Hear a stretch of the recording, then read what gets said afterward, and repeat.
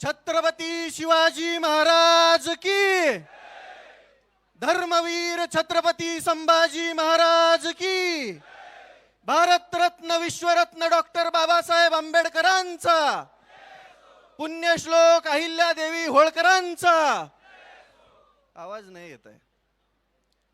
शेतकरी एकजुटीचा, शेतकरी एकजुटीचा. वा. सरकारने कर्जमाफी दिली, अर्ज GR काढायची घाई केली आणि त्याच्यामध्ये सगळ्यात जास्त जाचकाठी लावल्या. मला सर्वात सुरुवातीला हे मेन्शन करायचे की ही कर्जमाफी फसवी असणार आहे हे आधीच माहिती होतं.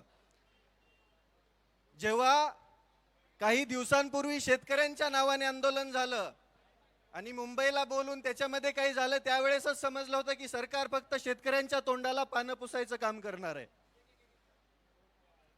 काम करणार आहे माहित होतं, ते पुढे जाऊन सिद्धही झालं. काहींना आमदारकी भेटली, काहींना वचनं भेटली, पक्ष विलीन झाले आणि सरकारने त्यानंतर GR काढला.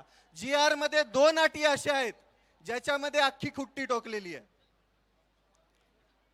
ज्या शेतकऱ्यांनी 2019च्या कर्जमाफीमध्ये लाभ घेतलेला आहे अशा शेतकऱ्यांचं कर्ज माफ होणार नाही. त्याच्यामध्ये तुम्हाला 50,000 लाभ भेटेल, परंतु तुम्हाला जे कर्ज आहे, तुमचं जे थकीत कर्ज आहे, ते कर्ज तुम्हाला 1 ना 1 रुपया आधी भरावं लागेल. मग याला कर्जमाफी म्हणायची की फडणवीसांनी सुरू केलेली बँकांसाठीची कर्ज वसुली, हा प्रश्न पडलाय.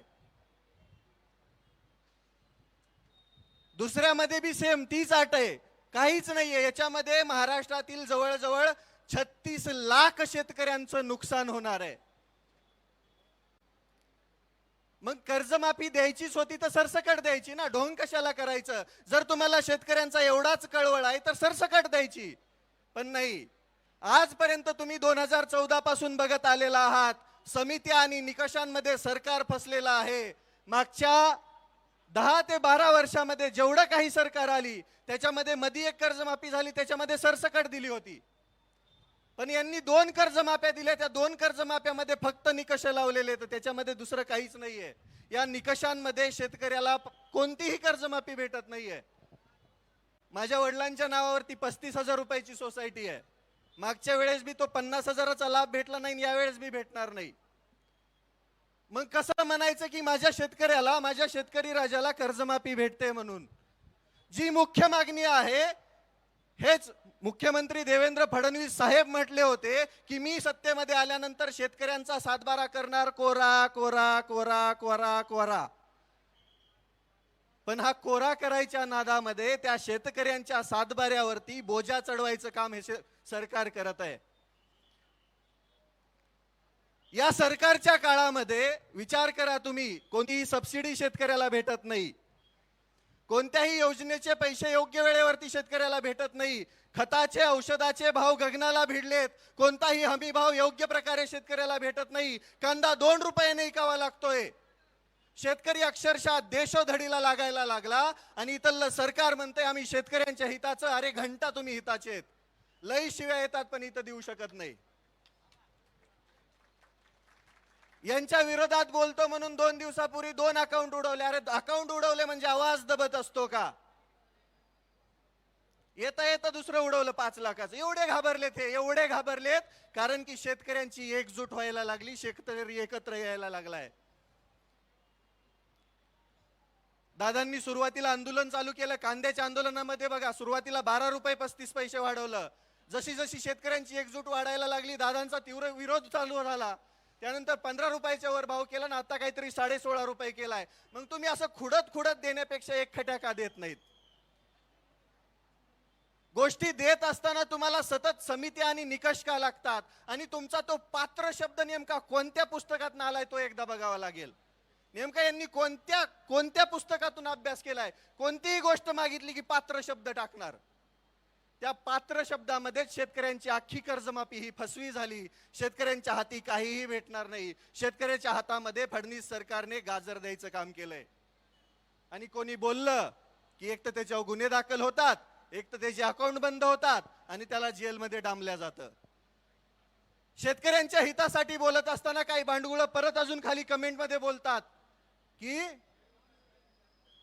हे फक्त स्टंट चालू आहे वगैरे वगैरे. एक दोन दिवस उपाशी येऊन बसा की. 4-5 तर भांडगुळं सोडलेत सरकारने. अक्षरशः संविधानिक पदावरती असताना भिकार चोटासारखं बोलतात, हे दलिंदरासारखं. अरे तुमच्या मनामध्ये एवढी नीचता भरलेली आहे, तुम्ही माणसं नाहीत, राक्षस आहात. तुमच्याकडून शेतकऱ्यांचं भलं होईल याची अपेक्षाच नाहीये. पण आम्ही पण खमकेत, आम्ही पण शेतकरी आहेत. आम्ही आतापर्यंत आमचं रुमणं त्या अवतावरती धरून 2 फूट आतमध्ये आऊत खुपसलंय शेतामध्ये. आमच्या शेतीची मशागत केली आहे. तेच रुमणं काढून, तेच रुमणं हातामध्ये घेऊन तुमच्या डोक्याची आणि तुमच्या ढुंगणाची मशागत करायला आम्हाला वेळ लागणार नाहीये.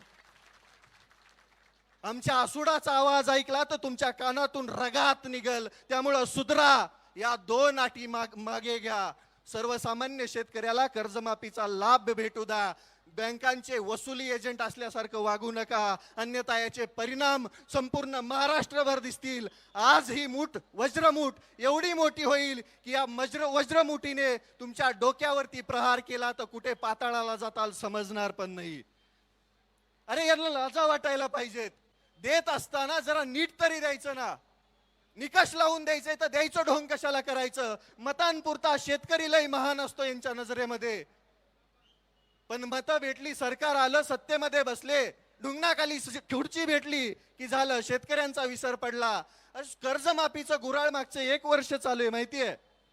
आता GR काढलाय. GR काढताना म्हणले की आचारसंहिता झाल्यावर, मग GR बी आचारसंहिता झाल्यावरच काढायचं ना. म्हणजे प्रत्येक वेळेस फक्त फसवायचं, प्रत्येक वेळेस शेतकऱ्याला फक्त तोंडाला पानं पुसायची आणि प्रत्येक वेळेस शेतकऱ्याला फक्त खेळवत ठेवायचं. हे काम हे इथलं सरकार करतं, हे पाप आहे. सर्वसामान्य शेतकऱ्याच्या अडचणी काय आहेत काय माहिती यांना. मंत्रालयाच्या AC मध्ये बसून यांना निर्णय घ्यायला काय लागतंय. कधी या आमच्या शेतामध्ये आऊत आणून दाखवतो तुम्हाला काय त्रास असतो ते. देशोधडीला लागलाय शेतकरी आणि त्याच शेतकऱ्यांवरती वार करायचं काम हे सरकार करतंय. या सरकारला धडा शिकवण्यासाठी शेतकऱ्यांना आता एक या. जात धर्म पंथ सगळं बाजूला ठेवा, ते पक्ष बाजूला ठेवा आणि आता एक या. आजपर्यंत शेतकऱ्यांची एकजूट झाली नाही, म्हणून सगळ्यात जास्त अन्याय कोणावरती झाला असेल तर तो शेतकऱ्यावरती झालेला आहे. 1-1 लाख कोटीचे प्रोजेक्ट आहेत त्यांचे, त्याच्यामध्ये सगळ्यात जास्त नुकसान शेतकऱ्यांचं आहे. ज्या शेतकऱ्यांकडे 4-2 एकर जमीन आहे ती घेण्याचा पण घाट या सरकारने घातलाय. शक्तीपीठाचं तुम्हाला माहितच असेल. ज्याची आवश्यकताच नाही, ज्याला समांतर महामार्ग आहे, तरी पण यांना तिथं घालायचं आहे. कारण की सरकारनं शेतकऱ्यांच्या जमिनी घ्यायच्या, त्या कॉन्ट्रॅक्ट मधून पैसे कमवायचे आणि शेतकरी देशोधडीला लावायचा. माझी स्पष्ट मागणी आहे सरकारला, तुम्ही जर या 2 जाचकाठी लवकरात लवकर मागे घेऊन सरसकट सर्व शेतकऱ्यांना 2 लाखांपर्यंत कर्जमाफी नाही दिली तर आम्ही मंत्रालयावर पण धडकायला कमी करणार नाही. आम्ही त्यावेळेस आमच्या हातात रुमणं असेल आणि खांद्यावरती आसूड असेल, त्याचा वार आणि त्याचा आवाज तुमच्या कानामध्ये घुमल्यावरती तुम्ही लाईनीवरती येणार, वटणीवर येणार. वाटोळं झालंय शेतकऱ्यांचं. कोणत्याही योजनेला निधी नाहीये, फंड नाहीये. सर्वसामान्य शेतकऱ्याच्या आता पेरण्या तोंडावरती आहेत, बियाणं व्यवस्थित उपलब्ध नाहीये. या वर्षी तर दुष्काळाचं सावट आहे. खुद मुख्यमंत्रीच म्हणताय की 1950 सारखा दुष्काळ पडणार आहे जणू. मग याच्यामध्ये शेतकरी कसा जगणार नेमका. त्याच्या डोक्यावरती कर्जाचा डोंगर असताना तो सर्वाइव्ह कसा करणार, जगणार कसा, आणि तो पुढे त्याचं कुटुंब कसं जगवणार, हा प्रश्न आहे शेतकऱ्यांच्या पुढे. काही नसतंय, सर्वसामान्य शेतकऱ्याच्या हातामध्ये काही सुद्धा नाहीये. बियाण्यांपासून ते विक्रीपर्यंत सगळं काही सरकार ठरवणार आणि ज्यावेळेस माल येतो त्यावेळेस पण त्याचा भाव बी सरकार आणि आडते व्यापारी ठरवणार. शेतकऱ्याच्या हातामध्ये धतुरा कायमस्वरूपी तेच लागत आलंय. सर्वसामान्य शेतकऱ्यांना लुटायचं काम इथलं सरकार करत असताना आपण शांत बसून चालणार नाही. माझी त्या सर्व महाराष्ट्रातील शेतकऱ्यांना विनंती आहे, आज आमदार रोहितदादा पवारांच्या पाठीमागे उभा राहावं लागेल. 3 दिवसापासून पोटात अन्नाचा कण नाहीये. हे आपल्यासाठीच चालू आहे. जर माफी झाली तर ते सगळे 36,000 शेतकरी त्या निकषांमध्ये बसणार आहेत. त्या 36 लाखांपैकी कमीत कमी 36,000 तरी इथं दिसायला पाहिजेत. त्याच वेळेस इथल्या सरकारवरती दबाव बसणार आहे. माझी महाराष्ट्रातील सर्व शेतकऱ्यांना विनंती आहे, कुठं बी असा पण पंढरपुरात दिसा. आजपर्यंत तुम्ही वारकरी बनून इथं आला होतात, आता एकदा शेतकरी बनून पंढरपुरात यायची वेळ झाली आहे. आमदार रोहितदादा पवारांचे हात बळकट करायची वेळ झाली आहे. हे तुमच्यासाठी चालू आहे फक्त. याच्यामध्ये कोणता स्वार्थ, कोणता स्टंट किंवा अजून काही नाहीये. मुळातच या राज्यामध्ये विरोधक ठेवायचाच नाही असा सरकारचा घाट आहे. त्याच्यासाठी 4-2 भिकारचोट सोडलेली येतं. काल एक जण बकवास करत होता, दलिंदर. अरे 2 मारावे वाटले, आई शपथ सांगतो. नाव घेतलं लय बुडाला आग लागल, घेणार नाही. तुम्हाला समजून गेला असेल. लाजा वाटत नाहीत का तुम्हाला बोलत असताना? लाजा.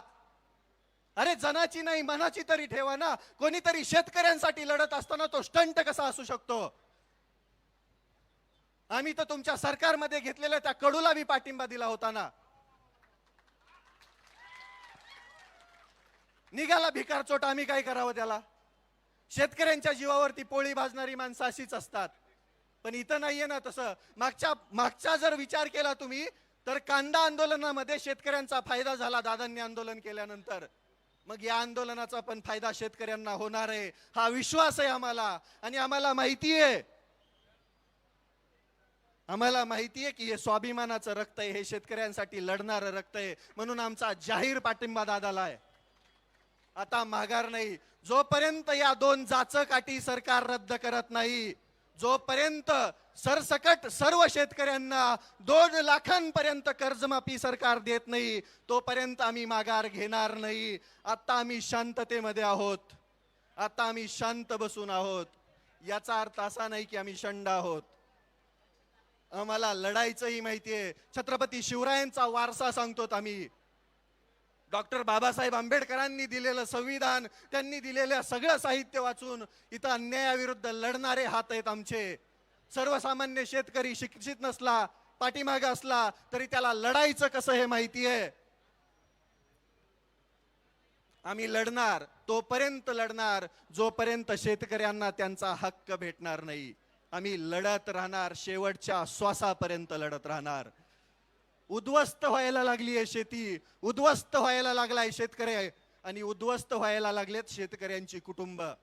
आमच्या शेतीवरतीच आमची लेकरं मोठी होतात, शाळा शिक्षण घेतात. पण नाही, बाकी काही असेल, फक्त आणि फक्त शेतकऱ्यांचं रक्त पिण्याचं काम इथलं सरकार करत असेल तर यांना धडा शिकवायची वेळ आली आहे.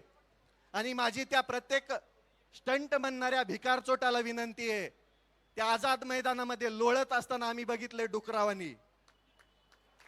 तुझे कसले स्टंट होते आम्हाला बी माहिती आहे. आणि जर लईच हिम्मत आहे तर माझा पट्ट्याचा आता चॅलेंज आहे, 15 दिवस तू शेतकऱ्यांसाठी उपाशी राहा, तेव्हाच तू आम्ही समजू की तू बी शेतकऱ्याची औलाद आहे. तू पण शेतकऱ्यांसाठी लढतोय, तू पण सरकारमध्ये राहून शेतकऱ्यांच्या हक्कासाठी भांडतोय. हाय हिम्मत नाही. सत्तेच्या वळचणीला बसणारी ही बांडगुळ कधी सर्वसामान्य शेतकऱ्यांचं हित बघू शकत नाही. आणि जो शेतकऱ्यांसाठी लढतोय त्यांना पाठीमागं ओढण्याचं काम इथली हीच बांडगुळ करतायत. अजून एक होतं, मंत्री झालंय पाठीमागून येऊन, समजलं असेल, म्हणे शेतकऱ्यांच्या नावाने वोट बँक. अरे वोट बँक तर तुम्ही चोरली शेतकऱ्यांची, शेतकऱ्यांना खोटी आश्वासनं देऊन. आणि प्रत्येक वेळेस राजकारण नसतं, कधी कधी समाजकारण आणि शेतकरी पण असतो, तो बघा. आणि इथून पुढे शेतकऱ्यांवरती कोणी अपशब्द बोलत असेल, शेतकऱ्यांना मागं ओढत असेल तर त्या भिकारचोटाला धडा शिकवायचं काम शेतकरी करेल. इथून पुढे शेतकऱ्यांना कोणी बोलायचा प्रयत्न करेल, मागं ओढायचा प्रयत्न करेल, शेतकऱ्याला नीच दाखवायचा प्रयत्न करेल तर तिथल्या तिथं त्याला धडा शिकवला जाईल. त्याच्या डुंगणावरती चाबकाचे आसुडाचे वार उमटवले जातील. ही वस्तुस्थिती आहे. लढावं लागेल राजांनो. ज्या सरकारला आपण स्पष्ट बहुमतामध्ये निवडून दिलंय, आता कसं निवडून आले ते तुम्हाला बी माहिती आहे. पण ते निवडून दिल्यानंतर आपल्यासाठी काम करायचं सोडून हे स्वतःची घरं भरण्याचं काम करतायत. आणि ही घरं भरत असताना आपल्याला लढावं लागेल, कारण की या राज्यामध्ये विरोधी पक्षनेता आपण ठेवलेला नाहीये. आपली चूक आहे ती. कधी पण मतदान देताना निम्म निम्म देत जा. इथून पुढे म्हणजे आपले हक्क मिळत असताना निदान विरोधी पक्षनेता असेल आणि विरोध नसतोच, हा मुळात हक्क मागण्यासाठी केलेला हा अट्टाहास असतो. उपाशी राहायला कोणालाही आवडत नाही. 12 तास जर जेवण नाही केलं तर डोकं भनभन भनभन भनभन करतं, अंग थरथर कापतं, समजत नाही काही. त्या परिस्थितीमध्ये जर कोणी उपोषण करतंय तर त्याला पाठबळ देणं आपलं काम आहे. माझा स्पष्ट शब्दामध्ये या सरकारला इशारा आहे, तुम्ही लवकर वटणीवरती या, नाहीतर आम्ही या पंढरपुरातून तुमच्या मंत्रालयामध्ये यायला वेळ लावणार नाहीत. आणि त्यावेळेस 1-2 नाही, 1 शेतकरी लाख शेतकरी असेल, त्यावेळेस तुम्हाला खरं समजेल शेतकऱ्यांची ताकद. शेतकऱ्यांसाठी लढत असताना सगळ्यात जास्त त्रास हा सरकारच सर्वसामान्यांना देत आहे. तुम्ही तर बघितलं, आता मी तुम्हाला दिसत नसेल कुठं, पण तुमच्या हृदयावरती नाव कोरलेलं आहे. ओळखता ना सगळे? सकाळी सकाळी 5 लाखाचं उडवलं, काय फरक पडणार त्याने? काय फरक पडणार सांगा ना? ज्या लोकांच्या हृदयामध्ये क्रांतीची मशाल पेटवणारा तो क्रांतीवीर हा शेवटपर्यंत क्रांतीवीरच असतो.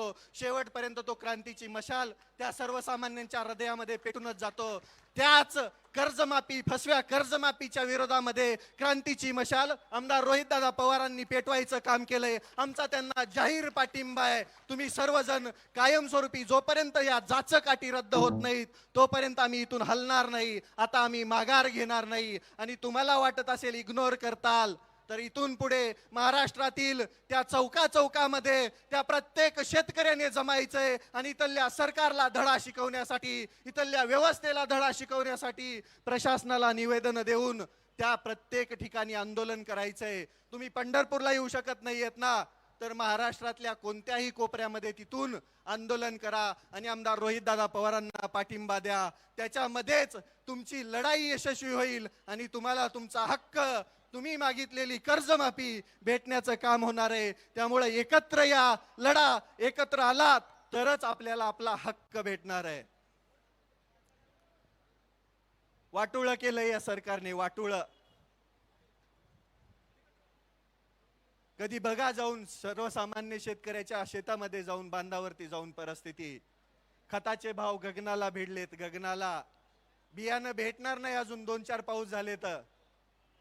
आधी स्टॉक झाला काही जणांकडे, मग हळूहळू बाहेर काढणार. मगाशी मी एक पोस्ट वाचली, लई इंटरेस्टिंग होती, लई इंटरेस्टिंग. ते आपल्या अन्न आणि औषध भेसळ प्रशासनाचे आयुक्त म्हणून तुकाराम मुंडे साहेबांची आपल्या नियुक्ती केली आहे. मग देवेंद्र फडणवीस साहेबांच्या पेजवरती एक पोस्ट होती बीजेपी मुंबईच्या, की देवेंद्र फडणवीस साहेबांची कामगिरी इथून पुढे गुटखा विकणाऱ्यांवरती मोकोका कारवाई होणार. आणि याच्या 6 महिने आधीच नरहरी झिरवळ साहेब म्हणले होते की आम्ही बी मोकोका कारवाई करणार, पण एकावर बी झाली नव्हती. कालपासून सगळ्यांवरती व्हायला लागली. म्हणजे एक माणूस सिस्टीम मधला काय करू शकतो, हे बदल घडू शकतो, हे तुम्ही बघता, पण त्याचं श्रेय लगेच दुसरे घेणार. बरोबर की नाही? तसाच अधिकारी जर आमच्या शेतकऱ्यांसाठीच्या असणाऱ्या कृषी विभागाला असला तर मामा पळूनच जातील लगेच. बरोबर की नाही? परवा दिवशी तर म्हणे एका शेतकऱ्याला, माझ्याकडे त्या शेतकऱ्याचा असो, अक्षरशः ऊस जळाला होता. ऊस किती असंवेदनशील असतात ही माणसं, तुम्ही बघा. ऊस जळाला, त्या शेतकऱ्याने उन्हात बसून आंदोलन केलं. त्याला पाणी सोडण्याचं आश्वासन भेटल्यानंतर आंदोलन मागे घेतलं. त्याची मागणी होती फक्त जळालेल्या ऊसाचा पंचनामा करा. अतिवृष्टीचे पैसे अजून आले नाहीत शेतकऱ्याच्या खात्यात. कोणत्याही विम्याचे पैसे मागच्या 2-4 वर्षात शेतकऱ्याच्या खात्यात आलेले नाहीयेत.